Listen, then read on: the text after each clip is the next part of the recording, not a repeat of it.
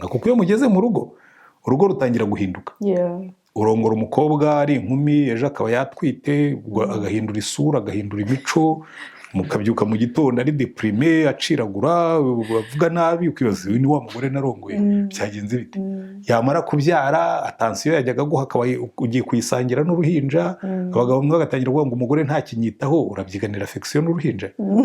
Noneho umwana wa mbere yavamo hakazamo wa kabiri, ubwo noneho umubiri wahindutse, umugore asigaye ameze nka publicité ya Michelin, bati ariko nakarungu yari keza none dore gasigaye gafite ibintu by'ibi. Iyo ibintu bitagenda neza amakosa tuyashyira ku bagore. Ntabwo ari kenshi tujya dutekereza yuko iyi modoka itagenda, ikintu cya mbere wacekinga ni engine. Ariko twebwe iyo urugo rutagenda, ikintu cya mbere ducekinga ni umugore, aho gucekinga umugabo. Ubundi wagombye kubanza ugacekinga umugabo niba yarashohoje ziriya nshingano zose ko mirifo. Iyo usanze yarazishohoje umenya ngo afite ikibazo cy'umugore. Ariko akenshi twebwe tubanza kureba ngo ni umugore wananiranye, kubera ko niko umuco wadutoje. Abagabo ntibananirana, hananirana abagore. Uzumve no mu biterane by'abubatsi ngo kenshi iyo abantu bigisha babogamira ku byo umugore agomba gukora kuruta uko babogamira ku byo umugabo agomba gukora. Nyamara uburyo ubundi siko bikora.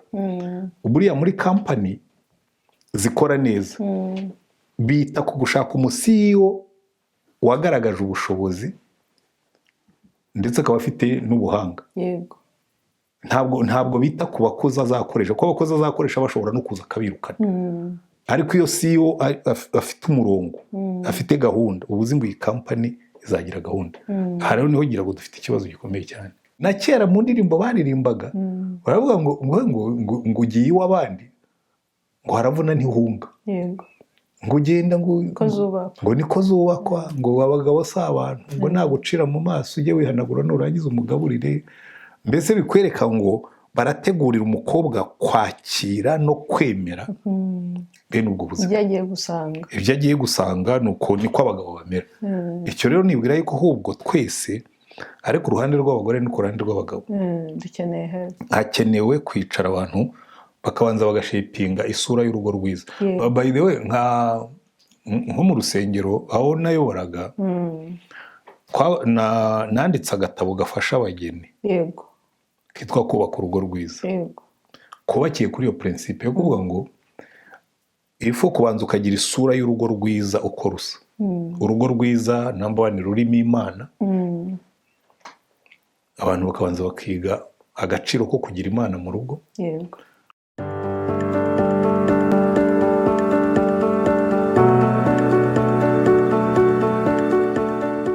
Ishepti tushepe igarutse, twongeye kubasuhuza. Amahoro y'Imana akomeze kubana namwe aho muri hose. Ni muri ya ntego twihaye yo kubaho neza, kubaho ubuzima buri equilibre, mu mubiri bimeze neza, mu marangamutima bimeze neza, no mu mwuka bimeze neza. Niyo mpamvu dukomeza kubatumirira abantu batandukanye. Uyu munsi we ntabwo atandukanye, nta nubwo asanzwe, ni umuntu udasanzwe, ni umuhiro kuri njyewe, ni umubyeyi kuri njyewe, ni icyitegererezo, ni umupapa w'amahanga. Karibu papa, turakwakiriye. Murakoze. Karibu muri Shepti tushepe. Ariko ngira ngo ntabwo ariko nitwa. Yewe nitwa Pastor Antoine Rutayisire, ntabwo nitwa papa w'amahanga. Ntabwo ndaburahamu. Uriwe mu bundi buryo. Pastor Antoine Rutayisire mu kiruhuko cy'izabukuru i Kigali. Turakwishimiye cyane muri Shepti tushepe. Numvishe ko aje Edmonton, numva ntabwo yaducika. Ibyo tubamo hano murabizi, nawe utabizi. Ntabwo yagenda atatuganirije ku ngo n'ibibazo turi kubona mu ngo. Abakomeza kunyandikira n'ibyo mukomeza mumbwira namwe. Njye mbazanira abantu batuganirize ku ngo. Ingo ni ikintu kinini cyane, urugo ni ikintu kiri vast. Ingo nizo zubatse itorero, nizo zubatse igihugu. Kuko zihera hano nyine mu miryango aho bipfira akenshi.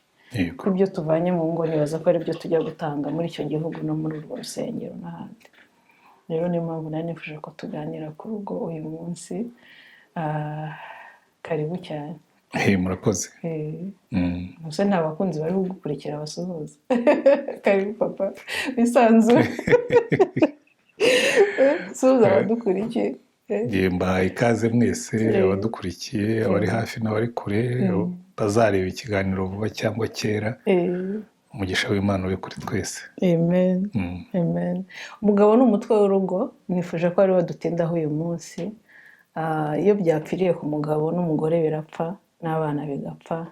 Yewe wa mugore agatanga umusaruro mubi mu rugo, agatanga n'umusaruro mubi akenshi mu itorero, nawe akabaho nabi kandi akavanamo ibirwara, akavanamo ibintu bitandukanye. So nifuje ko tuvuga kuri uyu mupapa kugira ngo turebe ukuntu yaba beta, niba ariko nabivuga, noneho afashe n'abari muri munsi kugira ngo ibintu bigende neza. Ese buriya byatangirira he? Mu bwana cyangwa reka mbanze wenda ariko reka tubanze dusenge. Yego. Turagushimye Mana yacu. Ibintu byose byatangiye kubera ko wariho. Yego. Kandi ijambo ryawe ritangira rivuga ngo mbere na mbere Imana tugushyize hejuru, tugushyize imbere. Kandi Mwami waduhaye isezerano uratubwira ngo uzabana natwe mu byo dukora byose.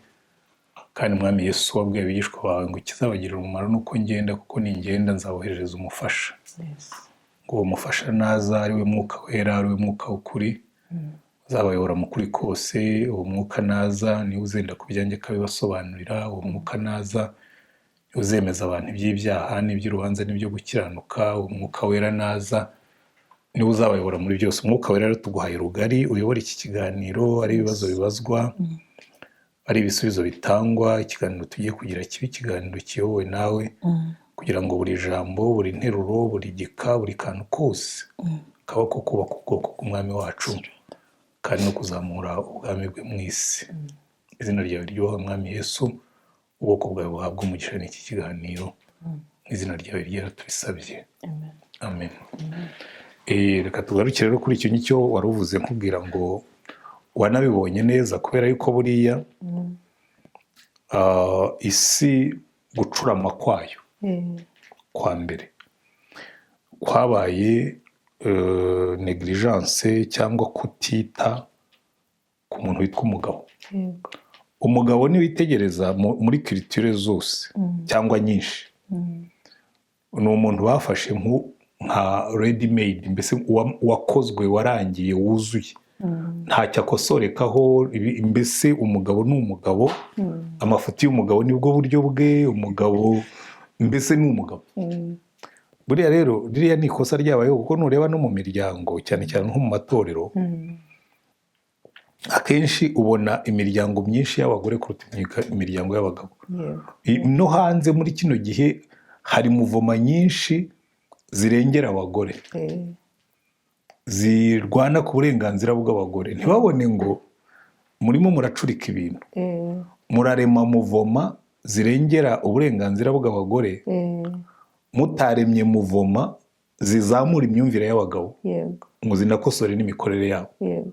Aho rero ni ikosa rikomeye ry'isi riri, kubera yuko urumva nidufata dushingiye kuri Bibiliya, Bibiliya iravuga ngo umugabo ni umutwe.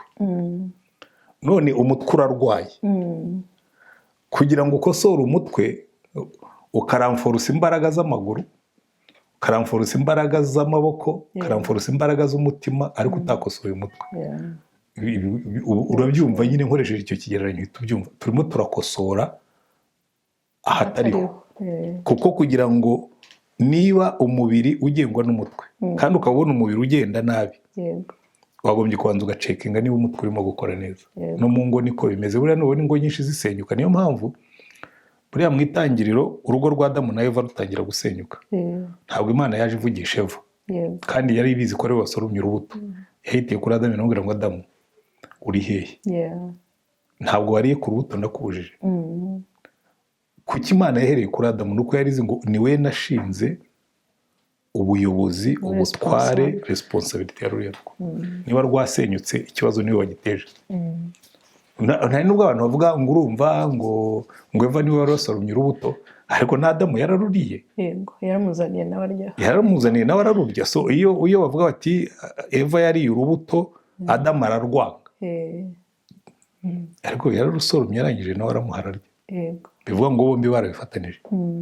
Ibi n'ibindi byose rero ubwo ushaka wahera aho ngaho ukavuga ngo ni umuntu nashaka gutunganya isi azabanza asa n'umugabo. Hari umuntu umwe yigeze kwigisha akantu karanshimisha ngo umupapa yarimo gutegura mesaje afite akana gatoya k'imyaka 4, 5 nkaho karakomeza kakaza kasakuza papa dukine papa dukine. None yari afite ikinyamakuru acamo ipaje arayikatakata ku ruhande rumwe hariho ikarita y'isi, ku rundi ruhande hariho ikarita y'umugabo, ariko ntabwo yari yabonye ko iyo karita iyo foto y'umugabo yo ntiyari yitaye, we yari yitaye kuri iyo ntuza y'isi. Arakata n'umukasi abwira umwana ati genda uterateranye ibintu, amuha sparadara aramuga ati ntabwo serotipe ati genda uteranye iyi si numara kuyisubiranya uze dukine. Yaravuga ati byari byose biramutindira ntari bubishobore kuko kugira ngo azasubiranye isi nayikasemo uduce. Aragenda nyuma y'iminota nka 15 abona umwana aragarutse aza yabiterateranije yabisubiranyije. Aramubwira ati wabigenjeje gute? Aramubwira ati inyuma hariya kuri paje kurikiyeho hariho ifoto y'umugabo. Njyewe nakoze akazi ko gusubiranya uwo mugabo n'isi ihita isubirana. Rero n'ibindi umunsi tuzasubiranya umugabo akaba muzima akajya mu murongo w'Imana n'isi izasubirana. Ese tuzabihera he? Uyu mugabo turi kuvuga ni wa wundi nyine mu Rwanda ariko abariho nivugira kuko niho nzi. Umukobwa yavaga mu ishuri umugabo akaguma mu ishuri, niwo wamya ahabwa agaciro cyangwa ahabwa ijambo. Ariko ibyo byararangiye. By the way niyo mpamvu ubu ngubu isi imeze nabi. Ariko icyo kintu cyagumye mu bantu. Nyine nibyo nenda kukwereka. Buriya hari ahantu nahoze mbyumva mbere yuko tuza hano. Nari ndimo gukurikira pano discussion yaberaga ku itorero nayo waragakera ry'Iremera.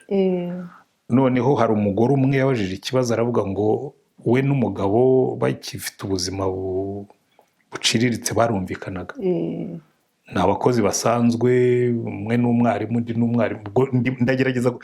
Ntabwo yavuze akazi akora ariko nagerageje kubyiyumvisha. Kurabizi mu Rwanda hari igihe bagira gutya bagafata nk'umugore w'umwarimukazi muri sogonderi n'umugabo n'umwarimu muri sogonderi. Umugore akaba arazamutse abaye deje ahantu muri minisiteri, arazamutse wenda abaye nka depite cyangwa senateri. Ariko wa mugabo wakiri kuri ya poste hamwe basigaye bavuga ngo madamu na bwana. Noneho yari yabajije ikibazo ati ndabona kuzamuka mu ntera kwanjye kwatumye urugo rwacu ruba rubi. Uburyo nasize barimo gusubiza icyo kibazo, ariko ubundi icyo ni ikibazo kijya kibaho. Isi turimo yabaye shaped, mbese yashushanijwe n'umugabo uri hejuru n'umugore uri hasi. Kuko kugeza mu 1980 nkaho ngaho niko byari bimeze. Wenda guha n'urugero nko mu Rwanda hari igihe buriya kugeza muri 1994 abagore b'abaminisitiri ntibakoraga. Umugabo yarakoraga abagore bakaguma mu rugo. Byagiraga n'izindi ngaruka ku buzima bwabo ntari bwinjiremo. Bikwereka ngo icyo gihe basipozaga ko uwo mugore nta mpamvu yuko ajya gukora. Ikindi cya kabiri, kugeza muri iyo myaka ubona abantu benshi, natwe tujya kurongora, ndibuka njya kurongora umugore wanjye yigaga muri universite, ariko abantu bamwe tukaganira ko bariya abagore biga universite ntabwo bashoboka. Wakwishakiye umwana mwiza w'umusogonderi uri obedient ucishije make uzakumvira. Urumva njyewe nari mfite masters. Ufite masters rongora umwana w'umusogonderi uzaza akajya yumva ndiyo bwana umugabo ni pato. Ariko njyewe ntabwo ari ibintu uwo mugore nshaka. Njyewe ndashaka umugore dynamique, ndashaka umugore utekereza. Rero bikwereka ngo twari tumenyereye hahandi aho umugabo ni uhahira urugo, umugabo ni utegeka urugo, inka ni iz'umugabo, urugo ni urw'umugabo, umugore ni uw'umugabo, abana ni ab'umugabo. Iby'abana biranansetsa kuko n'uno munsi abenshi barakubwira ngo abana ngo narabakoye ngo ubwo n'abanjye. Wowe wambara umugore, ubundi umugore we nshobora kudashidikanya ko ari we nyina w'abana, ariko n'iki cyemeza ko ari ababo. kuba musa ntibivuga ko ari aba, bashobora kuba ari n'abamurumuna wawe cyangwa abamukuru wawe. Rero ibyo ngibyo, ariko ntushobora kudutaya materinite, kuko igihe uriya mugore yari atwite twaramubonye atwite, anabyara twaramubonye, ariko umugabo kuvuga ngo ndabizi n'igihe wateye inda ubibwirwe n'iki.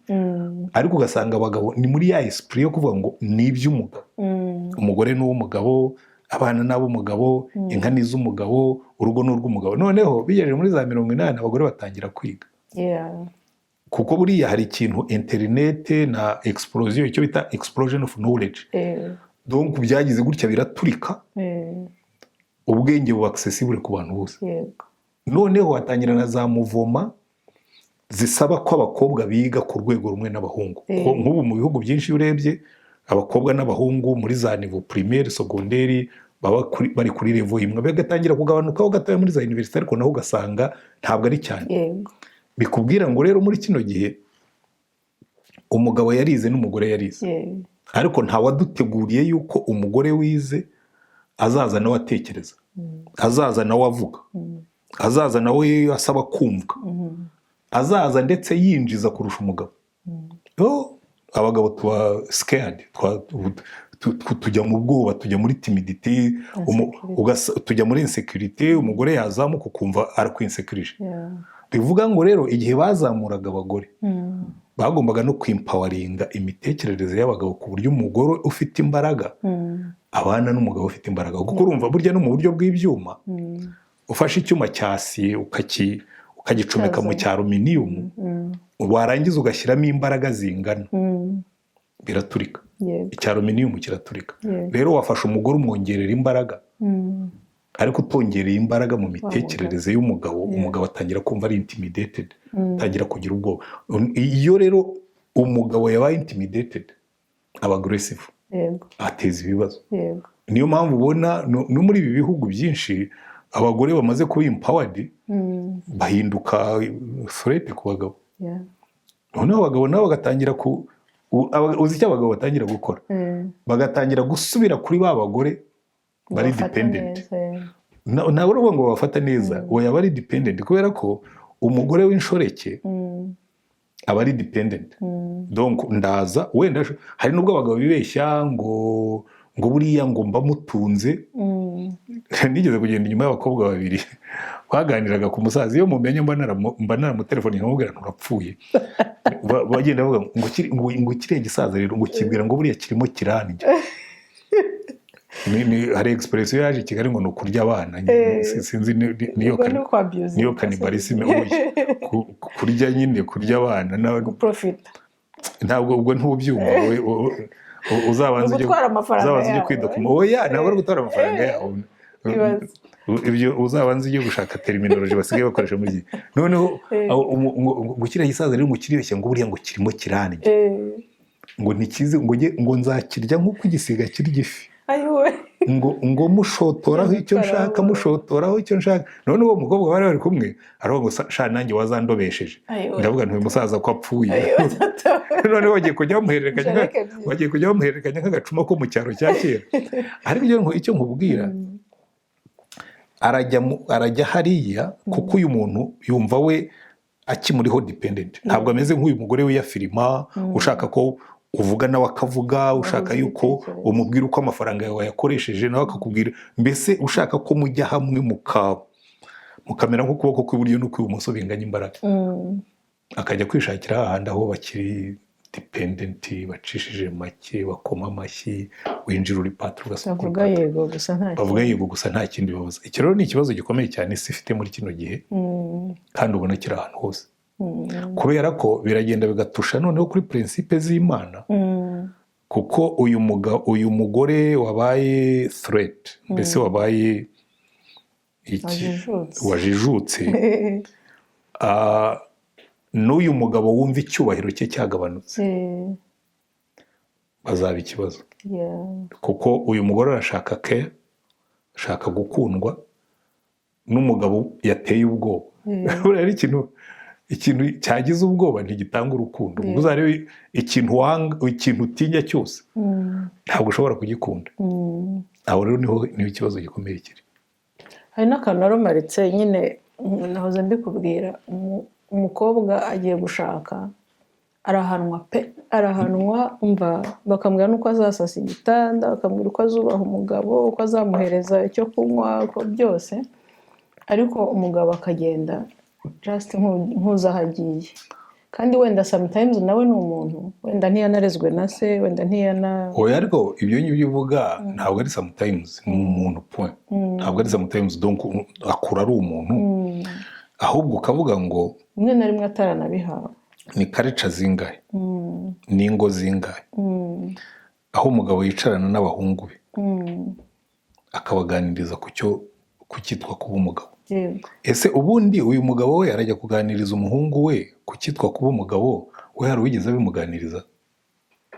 Ntabyo se yamukoreye, ntabyo sekuru yamukoreye, nawe kugira ngo azabikorere umuhungu we nta na foundation, nta fondoma afite yo kubikora. Nise abamama babikura he pastor? Abamama bose ibyo babaha biruzuye.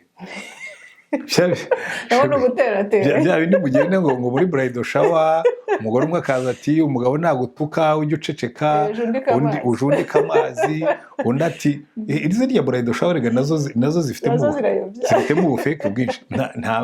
Ntabwo abantu bateguye ako zimara ubwoba, at least winjiramo hari akayigiye. Ahubwo niba wari ubizi, yewe ahubwo bridal shower umuntu ampaye ubushobozi nazikuraho, kuko aho kugira ngo zibugabanye zirabwongera. Kurumva bano bagore baje harimo bamwe bafite ingombi, baza bakamubwira ati rero ujye witonda ntibakubeshye, ibyo bakubwira atugomba kugira akantu wibikira ku ruhande, ati kuko burya umugabo n'umwana wundi.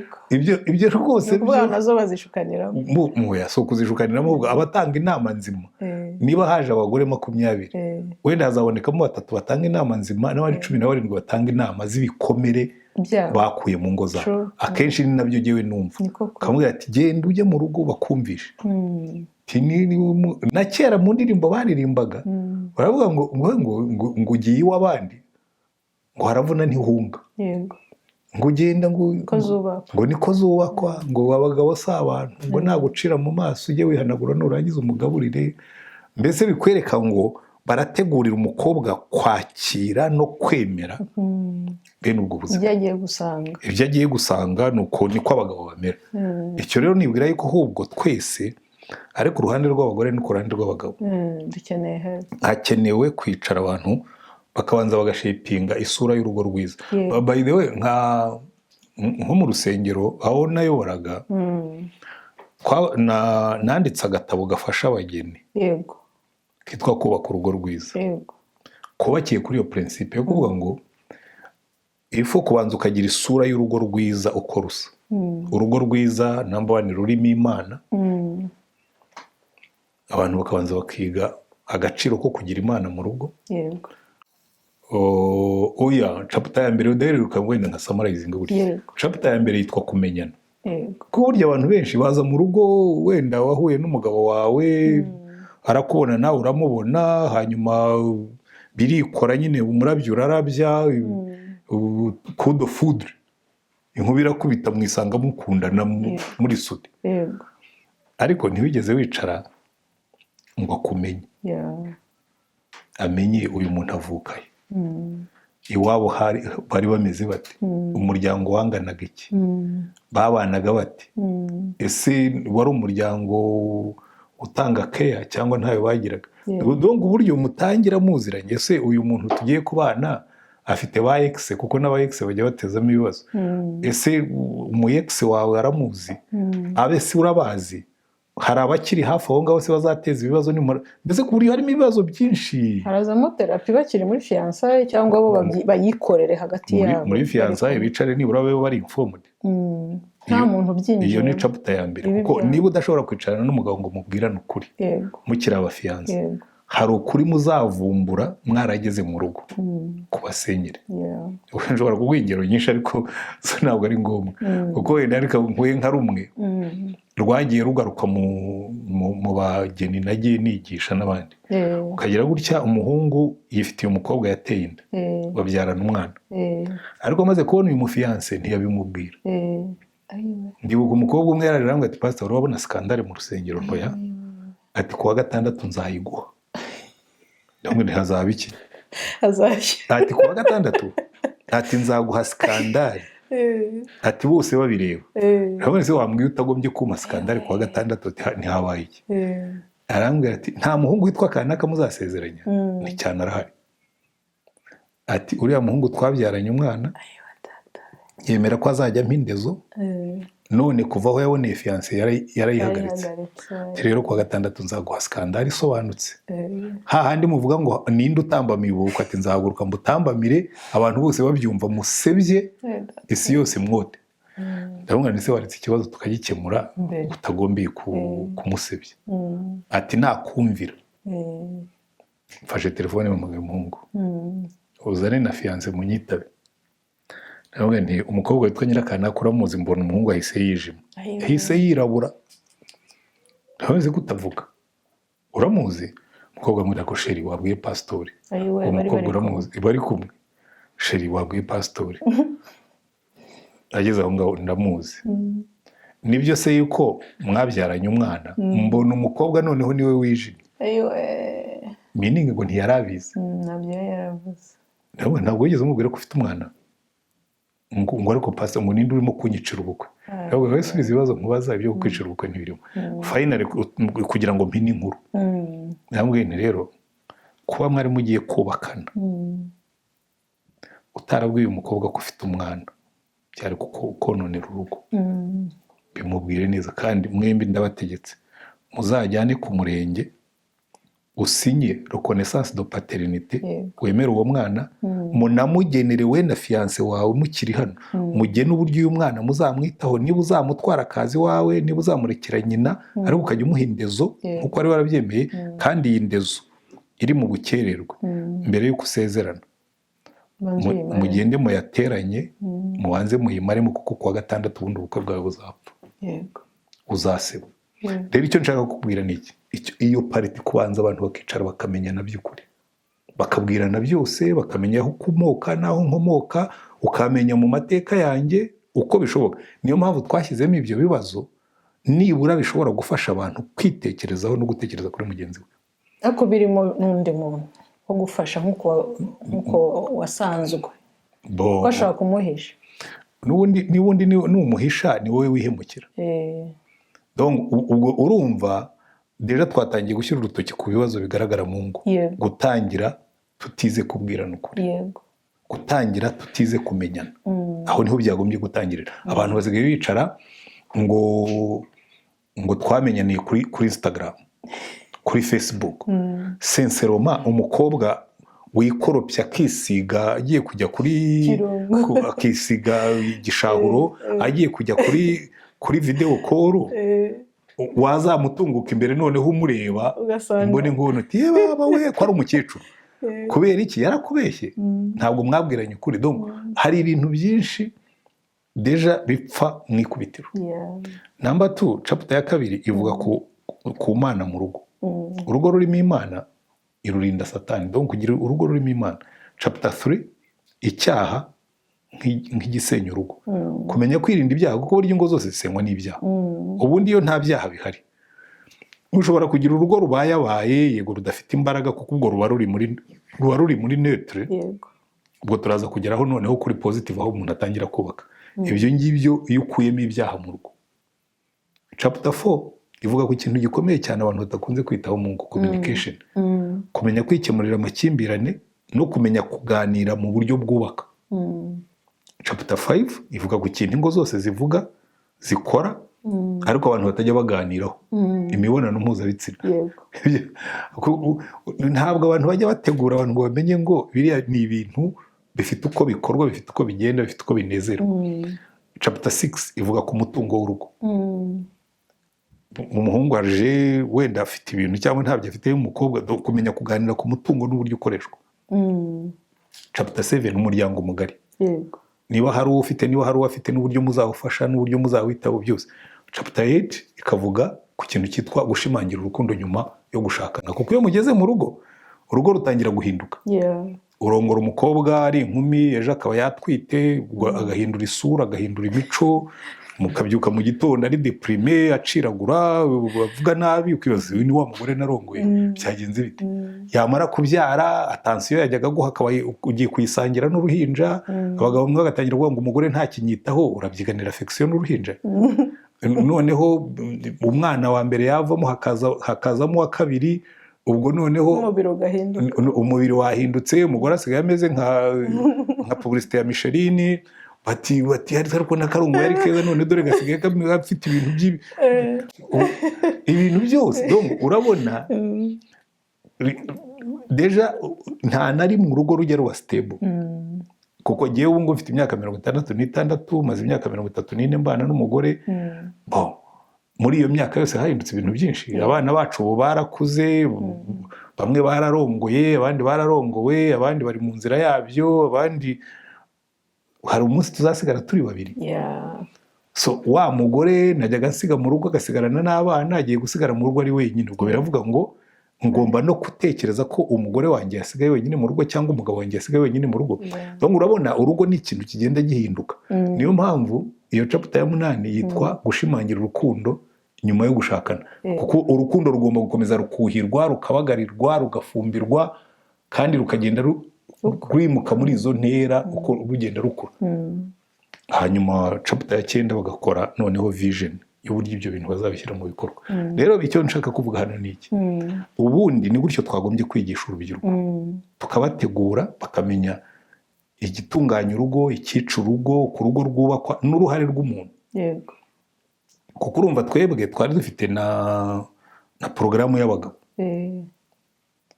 kwigisha umugabo kuba umugabo. Dukora ikindi gitabo cyitwa umugabo mu mugambi w'Imana. Kuri uyu umugabo a la culture, donc mu buryo bw'umuco, ntabwo ari we mugabo mu buryo bw'Imana. So hari ibintu byinshi rero, ubwo hasigaye no kuzakora n'umugore mu mugambi w'Imana, n'umusore mu mugambi w'Imana. Ese muri chapter 2 ahangaha kuzana Imana mu rugo, iyo nsubiye ngewe wenda nko mu byanditswe nkareba uko wabitubwiye, Imana yaje isanga Adamu niwe yabwiye ngo kuki mwihishe muri bito. Umugabo si we buriya communicator number 1 mu kuzana Imana mu rugo. Muri icyo gitabo kindi cyitwa umugabo umugambi w'Imana, ubundi harimo role zigera kuri 5 cyangwa 6 z'umugabo zigomba kubaho. Iya mbere, umugabo ni umutambyi w'urugo rwe. Bivuga ngo umugabo niwe usengesha urugo, niwe urwigisha kubaha Imana, nawe ubwe akaba icyitegererezo cyo kubaha Imana. Bivuga ngo niba hari umuntu ugomba kugabanya ibyaha mu rugo ni umugabo. Niba hari umuntu ugomba gutoza abana be n'umugore we n'urugo rwe gusenga ni umugabo, kuko niwe mutambyi mukuru w'urugo rwe, niwe muvugizi w'urugo rwe ku Mana ndetse no kuri sosiyete. So icyo ni kimwe. Njya mbwira abantu, nubona umugore ari gusengera urugo, burya mu ijuru aba yateka inzovu, kuko Bibiliya yatubwira ngo umukuru niwe uhesha umugisha umuto. Niba rero umugore ari uhesha umugisha urugo rwawe, ubwo mu ijuru niwe wabaye umukuru, wowe ugasigara uri assistant cyangwa se utanahari. Icya kabiri, umugabo ni umukunzi w'umugore we, kuko buri ikintu cya mbere umugabo agomba gukora, na mbere yuko akora ibindi byose, agomba kuba umukunzi w'umugore we. Niyo mpamvu Bibiliya iravuga mu Befeso 5 ngo bagabo mukunde abagore banyu nk'uko Kristo yakunze itorero akaryitangira, ngo aryishyire ridafite ikizinga cyangwa umunkanyari cyangwa ikindi gisa gityo. Icyo bishaka kuvuga ni iki, umugabo nk'umukunzi w'umugore we, kuko n'abapsikologe n'abandi babishakashatsi baravuga ngo abagore bakunda gukundwa. So umugabo agomba kwiga gutanga care, agakunda umugore we. Rero ugasanga muri culture yacu ahubwo barabidekuraje, ariko ngo uriya mugabo ngo ufatana agatoki n'umugore, ngo wirirwa afashe umugore ku rutugu, ngo wirirwa yikubana n'umugore, ngo uriya bagomba kuba baranamutamitse, ngo ubona ngo ari umuntu uri aho ngaho, ngo umunsi umwe muzabona umugore yamwambitse ijipo. Rero bivuga ngo twebwe muri wa muco batwigisha kuba rwagitinywa, bakatwigisha gukanga, bari byo gutanga care ntabwo babitindaho cyane. So umugabo nyamugabo nyine yimana care, ariko Bibiliya ikatubwira ngo umugabo nyamugabo agomba gutanga care, agakunda umugore we nk'uko Kristo yakunze itorero. Ikintu kinakomeye cyane nuko batubwira ngo iyo umugabo yakunze umugore, umurongo wa 33 w'icyo gice cya 5 baravuga ngo nuko rero bagabo mukunda abagore banyu ngo kugira ngo abagore nabo bashobozwe kububaha.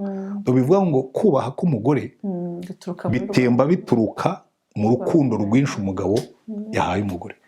Icyo rero urumva Bibiliya ikosora imitekerereze y'imico yacu. Ni ryo kosa kenshi twebwe tujya dukora. So ubwo umugabo ahindutse umukunzi w'umugore we. Mu yindi nshingano afite, umugabo ni protector, ni umurinzi w'urugo rwe. Niwe uzarurinda amakimbirane yava ku iwabo cyangwa hehe, niwe uzarurinda inzara, niwe uzarurinda, mbese ni umurinzi w'urugo rwe. Niyo mpamvu uriya no mu muco wacu iyo umugabo n'umugore baryamaga hano kurwuririraho buriraga, mbese bajya ku rutara rwabo, mbere yo kugerayo habaga ahantu umugabo yabikaga umuheto. Ntabwo bawubikaga, barawujisha. Yajicaga umuheto, hakaba harimo n'ikirimba kirimo imyambi, hakaba harimo n'icumu rye n'inkoni y'ishyimbo. Bivuga ngo iyo ikintu gikomye umugabo asohokana intwaro ze, niwe usohoka mbere akarwanira urugo rwe. Niyo umugabo yagendanaga n'umugore yamushyiraga imbere kugira ngo nihagira n'ikintu cyiza akibone mbere, hanyuma atabare arengere urugo rwe. So umugabo ni protector urugo rwe. Niyo mpamvu buriya no mu gihe cya Adamu na Eva Imana yaje ihamagara Adamu iramubwira ngo ariko urugo rwawe bite, byagenze bite, rwasenyutse rute, mwahunze mute? Protector. Icya kane muri izo job z'umugabo, umugabo ni provider, agaburira urugo rwe. Provider, kuko muri Timoteyo wa mbere ibice 5 aravuga ngo umuntu nadatunga urugo rwe ngo aba yihakanye ibyo kwizera, ngo abarutwa n'umupagani. Bivuga ngo umugabo agomba kumakinga sure yuko urugo rwe rwose rutaba mu bukene ubwo ari bwo bwose. Nubwo umugore yabakora burya umugabo arakomeza akaba provider. Ndaza kubigeraho kuko nicyo ndi burangirizeho. Icya gatanu, umugabo ni umurezi w'abana be. Uzarebe muri Bibiliya throughout iteka ryose responsibility y'abana. Imana iravuga ngo mu itangiriro igice cya 18 ngo Aburahamu icyatumye mumenya, mu yandi magambo icyatumye mugira inshuti yanjye, ngo ni ukugira ngo atoze abo mu rugo rwe kugenda bakiranuka. So Aburahamu atoza abo mu rugo rwe kugenda banyubaha. Sikori nawe yasabye umwana ngo ajye gutamba Isaac. Imana yasanze ni nawe wamutwaye. Uretse ko birya byo birumvikana kuvuga ngo n'imihamagaro yabo abagabo bagomba byo bivuga ko buriya ibyo ndaje mbigereho icyo kintu cy'umugabo nk'umurezi w'abana. Nuza no muri Nouveau Testament baravuga ngo bagabo base ntimugasharirire abana ahubwo mubigishe kubaha umwami. Donc bikubwira ngo muri Bibiliya yose hari n'ahandi Pawulo yandikiraga Abatesalonike akavuga ngo nabanaga namwe nk'uko umubyeyi w'umugabo abana n'abana be abahugura abigisha. So bikubwira ngo uyu mupapa wuzuye araza abe umukunzi w'umugore we, abe umutambyi w'urugo rwe, abe umurengezi w'urugo rwe, abe umuhashyi w'urugo rwe, abe umurezi w'abana be. Kubera iki? Kuko ni umutwe. Iyo rero buriya kuba umutwe byo nibyo bizingazinga ibyo byose bikabishyira hamwe, kuko umugabo niwe CEO w'urugo. Bivuga ngo ararutekerereza, akarureberera, akarwumvira, akarupulaningira, ibyo bintu byose by'imibereho y'urugo akabibera umutware. Ikibazo rero dufite abagabo bashaka kuba abatware ariko batabanje kuba umutwe. Ntabwo atekerereza urugo ariko arashaka kuruyobora. Ntabwo planingira urugo ariko arashaka kuruyobora. Ntabwo yakunze umugore we ngo bitere wa mugore kumwubaha ariko arashaka ko umugore amwubaha kandi batamukunze. Arashaka yuko abana bamwubaha kandi nta investment abakoramo, nta care yabahaye, ntibamubona, ntiyabavugishije, ntiyabakosoye. Mbese urebye niyo mpamvu usanga isi uko igenda yangirika biva muri abdication y'umugabo muri responsibility ze. Kuko n'ubundi igihugu kidafite ubuyobozi kirangirika. Iyo urugo rudafite umugabo urureberera rurangirika. Iyo kampani ifite umuyobozi uzareba iteka ryose iyo kampani yahombye umuntu wa mbere wirukanwa ni CEO. Hashobora kuba hari abakozi bakora nabi ariko CEO niwe waheraho kuko niwe muto. Icyo rero nicyo kibazo no mu ngo twagombye gutekerezaho cyane, noneho tukajya dutegura abantu dukurikije ibyo izi nshingano zibategerejweho. Ninde ubikora? Ntawe mbona. Amatorero nayo wapi? Aya matorero ntukayavuge buriya. Ngewe impamvu mbivuga, ngewe nkijya mu gipasitori ntabwo ari ugusuzugura, ahubwo ngewe ni uguhwitura abantu. Yego. Nkijya mu gipasitori nabajije bagenzi banjye twakoranaga, ndababwira ariko ngewe ndi nyamuza vuba. Iyo mugiye gusezeranya abageni ko mbona turimo kuranga abageni mubigisha iki? Bataba tureba akantu, ureba akantu, tureba akantu baganirizaho. Nabonye no mu biterane byinshi dukora, iyo ibintu bitagenda neza amakosa tuyashyira ku bagore. Ntabwo ari kenshi tujya dutekereza yuko iyo imodoka itagenda ikintu cya mbere bacekinga ni engine. Ariko twebwe iyo urugo rutagenda ikintu cya mbere ducekinga ni umugore, aho gucekinga umugabo. Ubundi wagombye kubanza ugacekinga umugabo niba yarashohoje ziriya nshingano zose ko mirifu. Iyo usanze yarazishohoje umenya ngo afite ikibazo cy'umugore. Ariko akenshi twebwe tubanza kureba ngo ni umugore wananiranye, kubera ko niko umuco wadutoje. Abagabo ntibananirana, hananirana abagore. Uzumve no mu biterane by'abubatsi ngo kenshi iyo abantu bigisha babogamira ku byo umugore agomba gukora kuruta uko babogamira ku byo umugabo agomba gukora. Nyamara uburyo ubundi siko bikora. Buriya muri kampani zikora neza bita ku gushaka umusiyo wagaragaje ubushobozi ndetse akaba afite n'ubuhanga. Yego. Ntabwo bita ku bakozi azakoresha, kuko abakozi azakoresha bashobora no kuza akabirukana. Ariko iyo CEO afite umurongo, afite gahunda, ubuzi ngo iyi kampani izagira gahunda.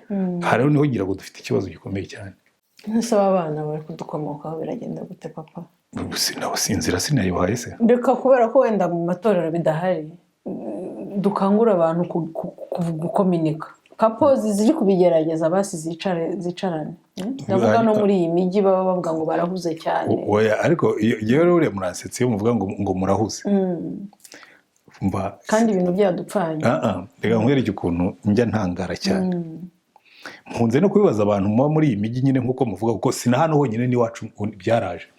Ntabwira abantu ariko iyo mbwira ngo murahuze mushaka amafaranga nayo kugira gute?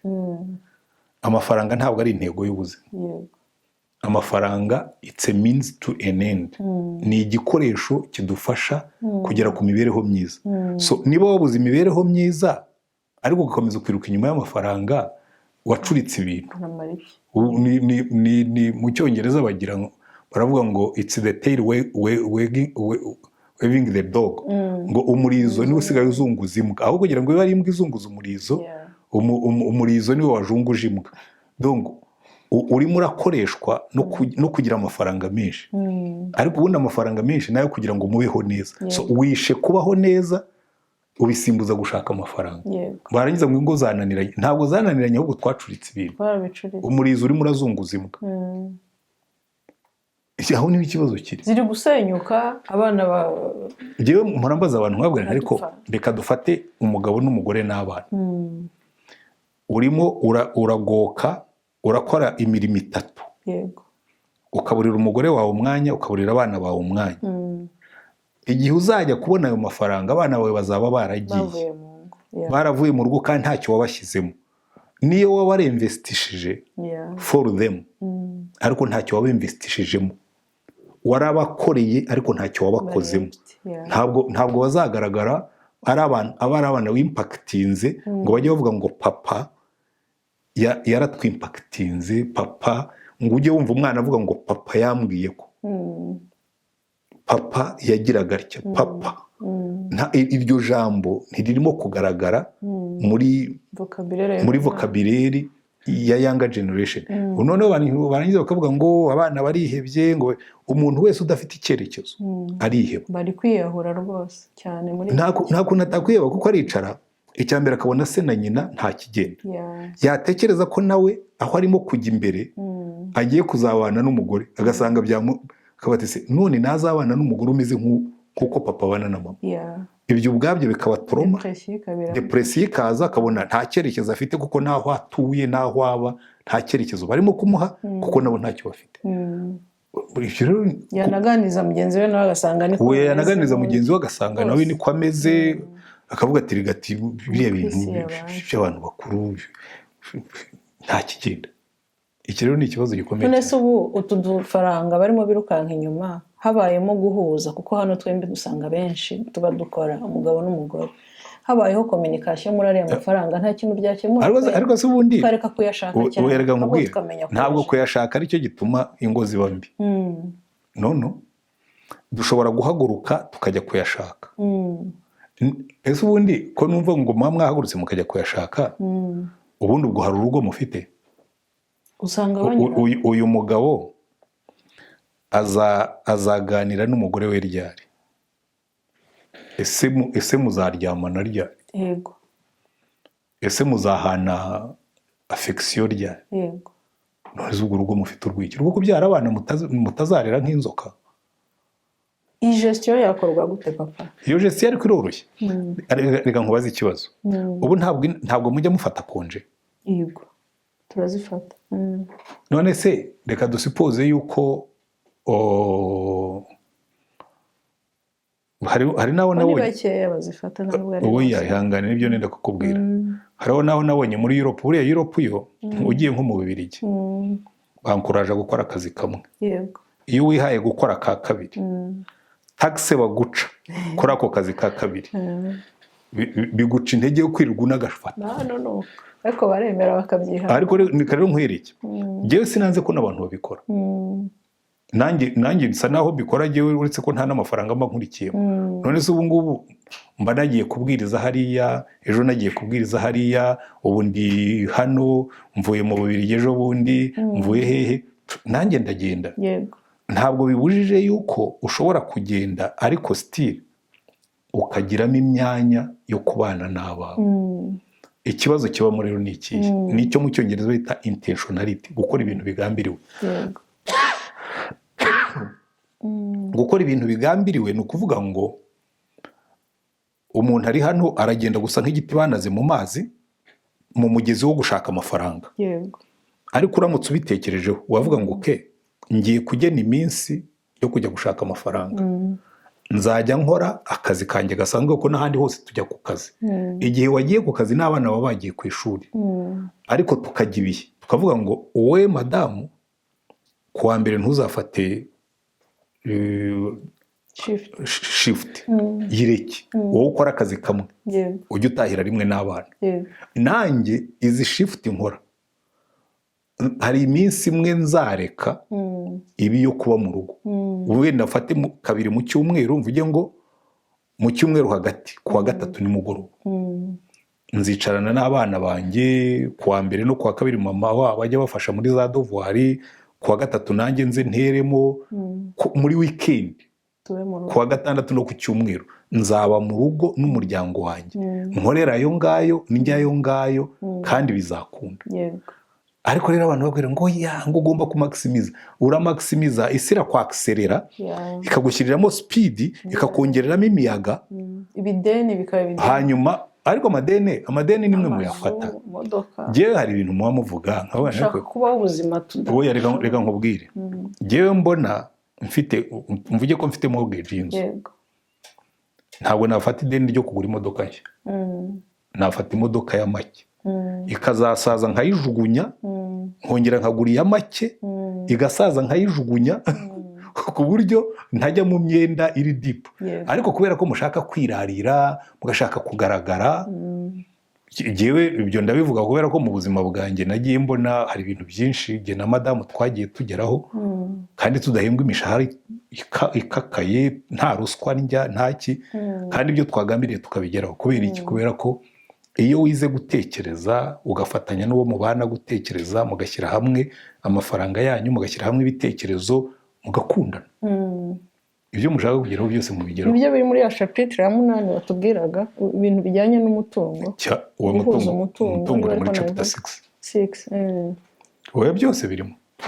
ariko sinimo gukora publicité y'icyo gitabo kuko nta n'ikiri hano muri Canada. Tuzanakigura ahubwo iyo tukigira twari no kucyerekana hano bikamara iki se tukajya usoma. Ni ukuri iyi gestion njye ndibaza ko iyi gestion yo kumvikana mu buryo bw'amafaranga ibayeho, umwe akazana duke n'undi akazana duke, oya nta nubwo ari na ngombwa kuzana duke. Oya reka nkwereke, uzi impamvu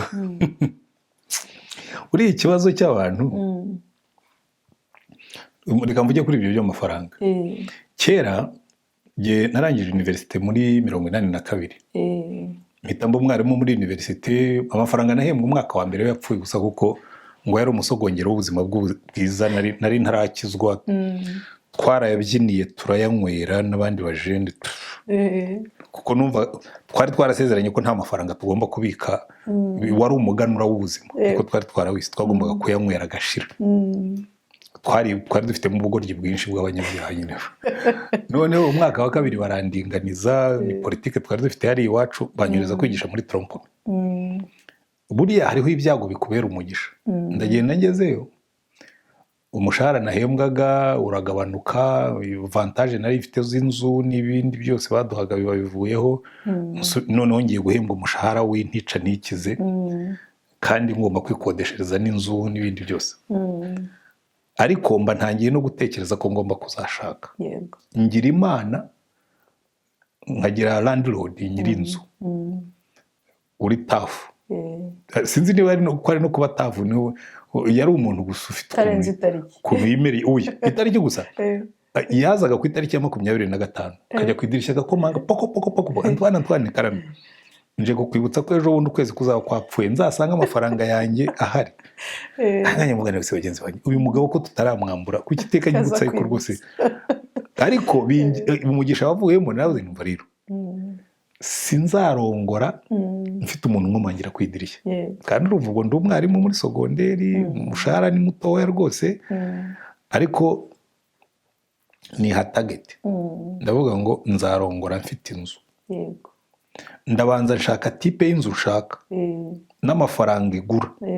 Icyo gihe buriya Kigali yari nk'icyaro, ushoboraga kugura inzu ya rukarakara y'imetero 13 ku 10, ifite rwose ibyumba bingahe ku bihumbi nka 800. Ariko icyo gihe idolari ryavunjaga 50, ntugire ngo yari make, yari nk'ibihumbi 16 by'amadolari.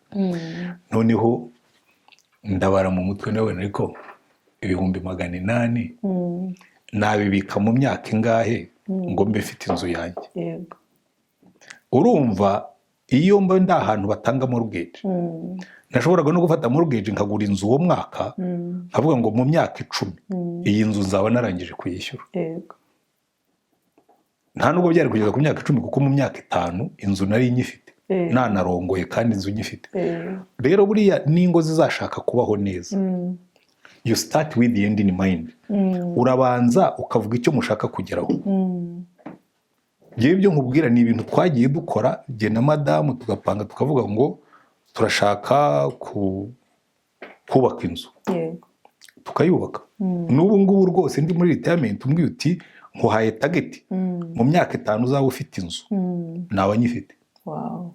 Kubera iki? Nize gutekereza, nize kubara, nize gufatanya na madamu, ko turicara tukabara, tukamenya aho turi bufunge amaburo, tukazirika umukanda tukawuheza, tukishyira mu ntoboro ya mbere. Kuvuga ngo ubu ngubu izi depense turazigabanya, n'izi tuzigabanye, n'izi tuzigabanye, ko turashaka kugera kuri kiriya kintu. Ariko kugira ngo bishoboke nuko twembi tuba tuganira, nuko twembi tuba tuzi icyo dushaka. Ingo nyinshi rero barabwira ngo turi muri mortgage wigeze ubanza kuyibarira ngo urebe twinjiza ngahe? Ese inzu twafata hano after all ku isi yose amazagura bitandukanye, shobora kujya mu mujyi nkavuga nti hano muri kano gace wenda ka Edmonton kara amazu arahenze, nkavuga ndeka nimuke njye mu wundi mujyi hirya yaho gato aho amazagura make. Ariko nkabitekereza, ugiye gufata mortgage y'imodoka, nkavuga no kwe fine, naho kugira ngo ufate mortgage y'imodoka inshya, reka njye hahandi aho wagurisha amagarage used cars, ngende nguriya make, niyo nayikoresha nka papier mushwari ikamara imyaka 3 ikaba yabaye igiporoporo, nyijugunye nshyire hari sinzi niba hano mugira ahantu bajugunya imodoka ngende nyijugunye nongere mfate indi ariko ya morugeji y'inzu nishiramo mfate morugeji y'imodoka nshya kuko nzaba mfite ubushobozi noneho bwo kubura ariko ibyo biva mu gutekereza. Abantu benshi rero barundumukira mu bintu cyane cyane ko sosiyete yahantu igira na publicité ikakuryoshya ikagushyushya ikakwereka uburyo rwose ushobora no kwafodinga imodoka ntabwo ari ikibazo ni akamorugeji gatoya gusa tukajya tugukata makeya wamara kuyigezamo bakagukanda. Ibyo rero kubanza kwiga sisitemu ukiga ibyo ushaka kugeraho hanyuma ugakora ukabigeraho ariko umufatanije kominikasiyo. Burya kominikasiyo niyo sementi niyo sima ikomeza urugo. Ni nayo mpamvu uzabona umugabo n'umugore niyo badakizwa ariko bakagira kominikasiyo nziza bagira urugo rwiza rurubakika kubera ko iyo badevelopye kominikasiyo urugo rwabo rurubakika. Yego rukabamo utuntu nk'umugabo agashobora kwihengeka ahantu agakora nk'umunyabyaha akagenda akinywera inzoga ye wenda akaza yasabagiye. Ibyo ngewe sinzabikora n'undi murokore ntabwo aba ari bubikore ubwo iyo ni avantage ariko kubera kominikasiyo nziza urugo rwabo rubaho rukagenda neza. Nuko byose biri mu kuganira no mu kumvikana kuganira kumvikana no kugira vision. Ubu rero niho umugabo afite kuko role ya mbere y'umutwe vision kureba umutwe urareba umutwe urumva umutwe urakorodona. Uwo ni umutwe. Umugabo nicyo yagombye gukora cya mbere. Rero ubona abagabo benshi hari muri icyo gitabo nanditse cyitwa umugabo umugambi w'Imana hari ahantu nanditsemo muri chapitre imwe ivuga ngo abagabo batayobora n'abagore batumvira abo nibyo bibazo bibiri mu ngo. Uzi kujya inyuma y'umuntu uzi kuyoborwa n'umuntu utayobora uraho ubyina muzunga gusa arakuzungutse ugera aho ngaho kumva birakurambiye. Rero abagabo batayobora ariko harimo n'abagore batumvira. Barahari abagore abageze ku gafaranga paneze seroma buriya rero mubeshyira amafaranga ntabwo ari yatuma umugore aba mubi. Buriya baravuga ngo power corrupts. Ntabwo burya ubuyobozi cyangwa power ari ikora butinga abantu ahubwo njye nabwiye abantu muzakosora iyo mvugo muvuge ngo power reveals. Iyo ubonye amafaranga ahishura uwo wari we wari umuntu ubundi wisuzugura wigaya wabona amafaranga ukiyafirima cyane. Umugore akifata mu mayunguyungu akumvisha umugabo kubera iki? Kubera ko n'ubundi yari afite ingeso mbi ariko yazihishaga kuko nta bushobozi yari afite bwo kuzirikura ngo zigende. Burya rero amafaranga si yatwica ahubwo amafaranga tugaragaza uko twari turi. Umugore wari usanzwe afite umugambi wo kubaka urugo afite umugambi wo gukundana n'umugabo iyo amafaranga abaye menshi ahubwo barushaho kunezerwa bakayanezerwa pe bakicara bakayapangira. Umugore akarya keya umugabo akarya icyubahiro muri ya mafaranga bakamugura imodoka nziza yajya anyura ahantu bakavuga ngo uriya mugabo shaho n'umugore nyine akaryamo keya umugabo akarya icyubahiro cye kuko amafaranga yabonetse. Icyo rero nibwira ko ari ibintu tugomba gukosora. Ntabwo amafaranga ariyo yica abantu ahubwo amafaranga agaragaza abantu ko bari byahishwaga n'ubukene. Uku kuvirirana kurahagarara gute papa kugira ngo dusove generation ziri kudukomokaho birahagarara bite? Tubonera igisubizo birahagarara muri education ku nzego zose ariko nibura izo dushoboye. Education mu muryango kubera ko urabona ubundi education ni nayo irimo kwica ibintu. Turavuga ngo abantu ngo bari mu kavuyo muri confusion. Ubundi ngo navuze nkubwira education ikorerwa ahantu hagera kuri 5. Iya mbere ikorerwa mu rugo niho abantu bavukira. Iyo ngiyo yarasabagiye nkuko twahoze tubivuga. Ababyeyi ntibahari umugabo ntahari umugore ntahari kandi iyo bahari nta cyerekezo bafite cyo kurera abana babategurira kuzaba abagabo n'abagore. Ahandi ikorerwa ni mu ishuri. Ishuri ryo noneho ryarasabagiye kuruta ibindi byose kuko umwana araza bakamubwira ati uri umuhungu ninde wakubwiye ko uri umuhungu? Ubu ntuzi icyo uri cyo ahubwo reka tubanze tukubwire ko utazi icyo uri cyo ushobora kuba uri umukobwa. umwana akaza akakubwira ati bambwiye ngo ushobora kuba ndi umukobwa kandi ahatinda kubi bakubwiye ngo ushobora kuba uri umukobwa kuri umuhungu se atoya ngo umuntu ashobora kuba ari umuhungu inyuma ariko mo imbere ari umukobwa ukazajya kubona ukabona hari abantu babaye abagabo b'abagore kwibaza se uyu muntu hari ahantu nari ndi ejo bundi muri hoteli iruhande rwanjye numva umuntu avuze ikijwi kandi yinjira nabonaga ari umugore nabonye afite amabere ariko nareba ingendo ye nkabona uyu mugore noneho avuze ikijwi numva ni ikijwi uyu yahoze ari umukobwa yihindura umugabo yari umugabo wihinduye umugore ibintu biri intambwe ze n'iz'umugabo aratera ibitambwe ukabona n'iby'umugabo ari ku gituza n'icy'umugore ariko ikijwi n'icy'umugabo no muri edikasiyo baruzuye mu mashuri noneho tekereza wa mwana wawe bamubwiye ngo nubwo uri umuhungu ariko ushobora kuba uri umukobwa ya konfuziyo we ntiwigeze uyikosora noneho aho bagombaga kumwigisha kuba umugabo ahubwo bamwigishije ko atazi icyo ari cyo bitangiye kumucanga agiye muri media asanga media irarinfosinga bya bindi yumvise ku ishuri domene ebyiri zikomeye zirimo kumwigisha kuyoberwa icyo ari cyo burya rega Babel umunara wa Babel ubundi byavugaga confusion turi muri Babel ntituzi icyo abantu ntibakimenya icyo ari cyo umukobwa arakubwira ati ugiye nubwo mubona rwose ngenda ndagakobwa atari ku bundi imbere ndi umugabo umuhungu yigeze kubimbwira nawe ariko wayishoboye kuri umukobwa koko ati imbere numva ndi umukobwa reka nkubwire reka nkukorere ibintu bibiri reka mbanze ndebe inyuma kuri umukobwa atoye inyuma ndi umuhungu ubwo inyuma uri umuhungu ubwo n'imbere uri umuhungu ntabwo Imana igikora confusion iri mu bitekerezo byawe ntabwo iri mu mubiri wawe aho rero n'ikibazo kiri media urumva rero ndimo ndakwereka mu urugo ishuri media ahakane ni itorero mu itorero natwe turi absent nta content dufite y'ibyo bintu ntabwo bari kuvuga none sinakubajije nkakubwira ngo wowe ujya gushyingirwa bakwigishije iki niba barashatse utubazo bakubaza one session urumva content ntayihari dukeneye kujya inyuma mu itorero ubwo ndimo ndakuramo ahandi ni muri sosiyete bisanzwe abantu baganira n'abandi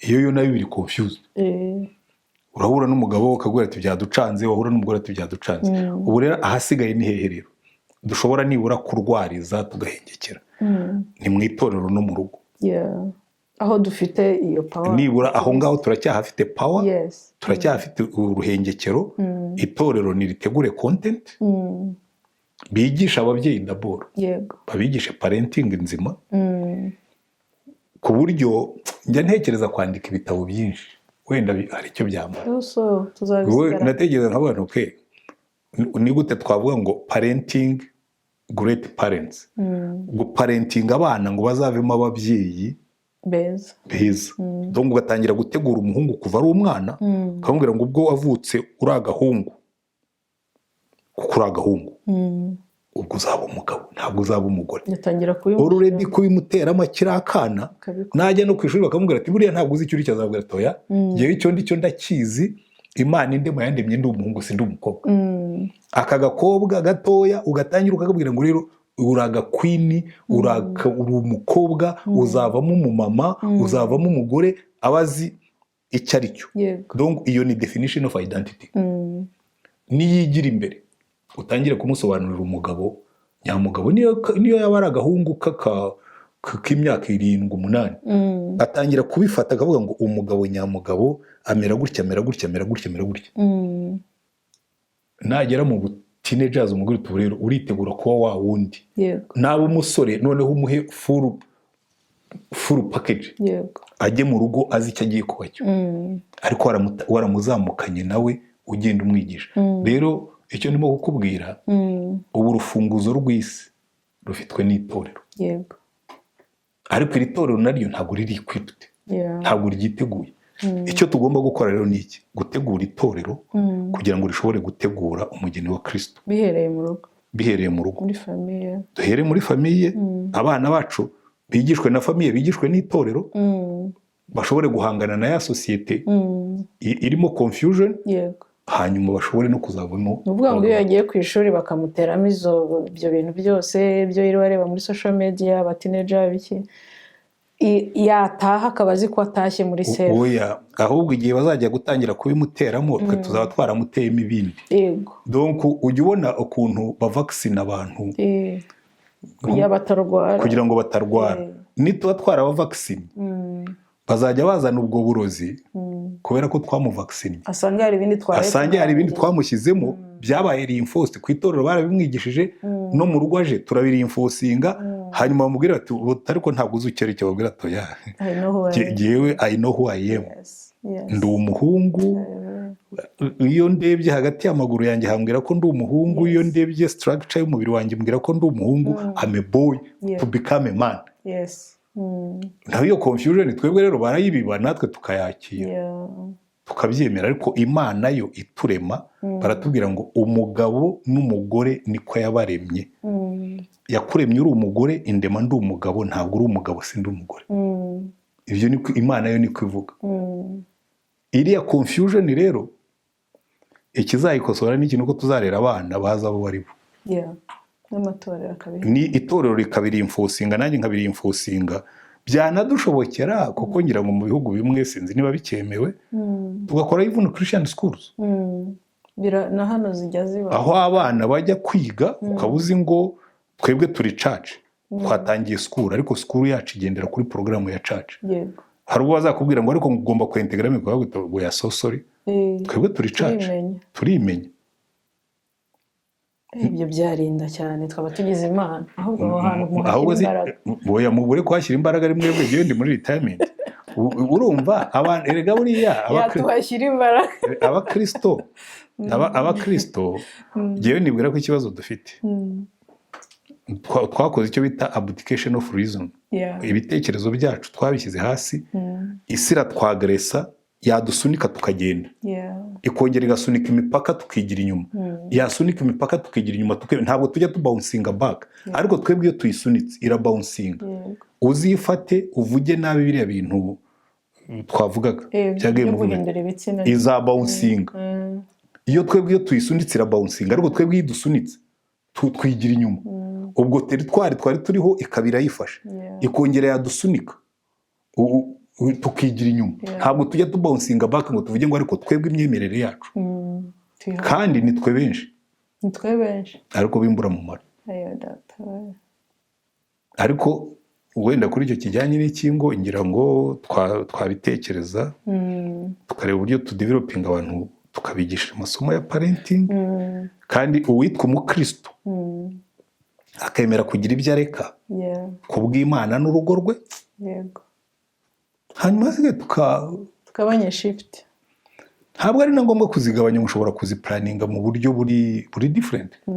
Buhaye inyungu ku buryo uha inyungu abana bawe. Perezida wacu yigeze kuvuga ikintu aravuga ngo niyo mfite akazi kaza kugeza mu gicuku making sure ko abana banjye baryamye mbanje kubabona.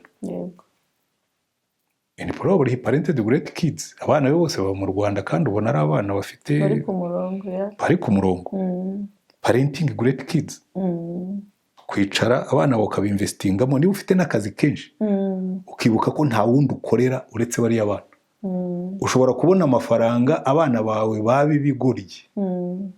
Ntibizakubuza kugira depression nubwo uzaba ufite amafaranga menshi. Uzasaza n'agahinda. Icyo rero nicyo kivuga ngo reka tugaruke inyuma twisuzume. D'abord twebwe nk'abakristo tubanze tubonera Imana igihe, tubonera abagore bacu n'abagabo bacu igihe, tubonera abana bacu igihe. Hari ahantu muri Nehemiya ibice 4 umurongo wa 8 avuga ngo nimuhaguruke turwanirire ingo zacu, abagore bacu, abahungu bacu n'abakobwa bacu. Ngira ngo icyo nicyo dukwiye kuvuga nk'abakristo. Bavuga ngo nimuhaguruke. Muri kino gihe bakubwira ngo ingo zirasenyuka. Muri kino gihe bakubwira ngo abagabo n'abagore byabacanze. Muri kino gihe bakubwira ngo urubyiruko rwihebye. Nimuhaguruke turwanirire ingo zacu. Kandi duhaguruka Imana izaba ku ruhande rwacu. Amen. Amen. Abwirwa benshi akumva bene